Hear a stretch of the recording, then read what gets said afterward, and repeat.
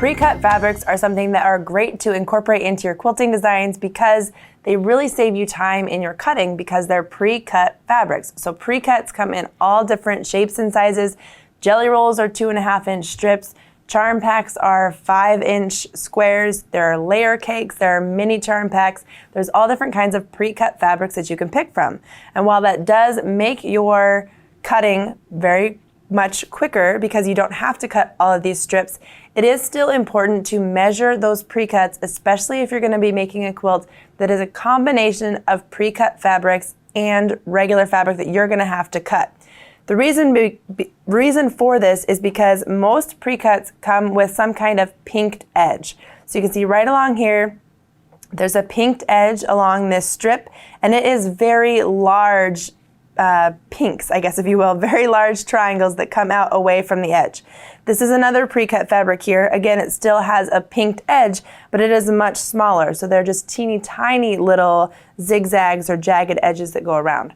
Manufacturers do this on the edge of their fabric. They pink the edge of the fabrics because it does keep those fabrics from raveling as much when you have, all of your jelly rolls, your strips rolled together and those edges are exposed, or all of your squares stacked up and those edges are exposed. It protects the edge of the fabric.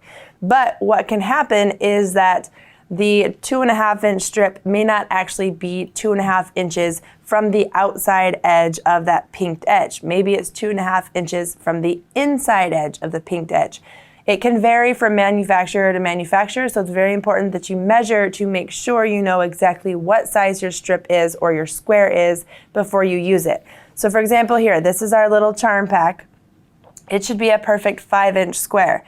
Now if I were to line up the outside edge of my pinked edge right along my line, so you can see I can still kind of see a tiny little bit of white just because that is where the indentations along that pinked edge is. If I line that up here on the side and I line it up here at the top, you can see now over here I'm extended beyond that 5-inch line. So my 5-inch square isn't actually 5 inches, it's more of 5 1/16 inch square.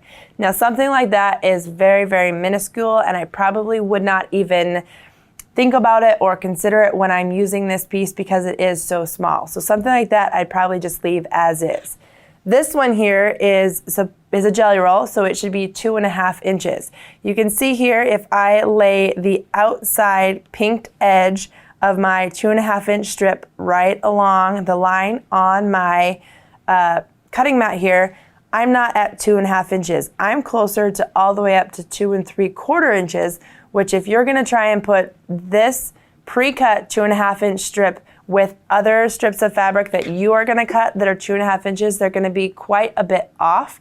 And if you're following a pattern, then you need to know what size your pieces are. If you're just kind of putting your fabric together and making up a pattern as you go, that's fine. But if you're following a pattern, then you need to know what size your pieces are. So just for another visual example here is a strip of fabric that I have cut at exactly 2.5 inches.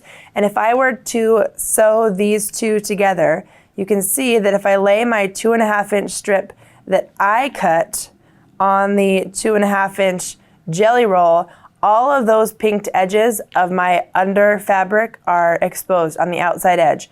So when I'm using this specific jelly roll, I know that if I'm lining up my pieces and I need them right sides together with raw edges aligned, I need to align my cut edge with the inside pinked edge of that strip. So it can be a little bit confusing or tedious because your pieces are different sizes.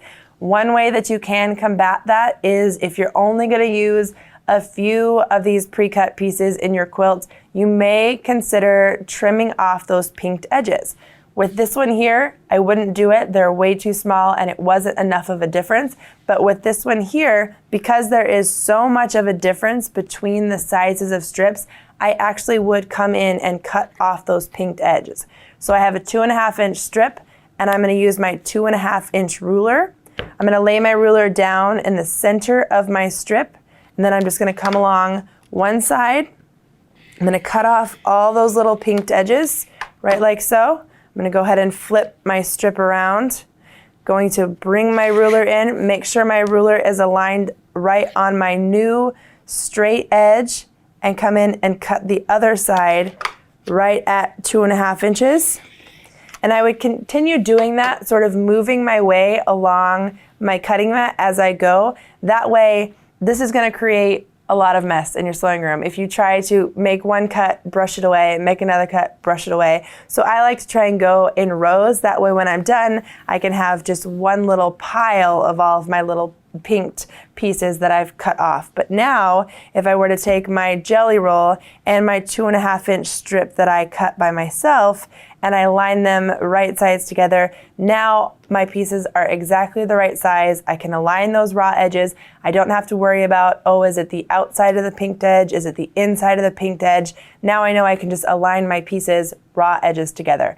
So even though a pre-cut fabric is advertised as a specific size, whether that's 2.5-inch strips, 5-inch squares, 10-inch squares, whatever they are, always double check them, measure them, and make any adjustments to them that you need to, so you know what size your whole finished block or quilt is going to be in the end.